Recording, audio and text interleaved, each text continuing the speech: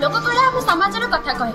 यही लोककला माध्यम आम गोटे लोकर जीवन धारा परंपरा खाद्य पोशाक नृत्य इत्यादि प्रतिफलित हुए।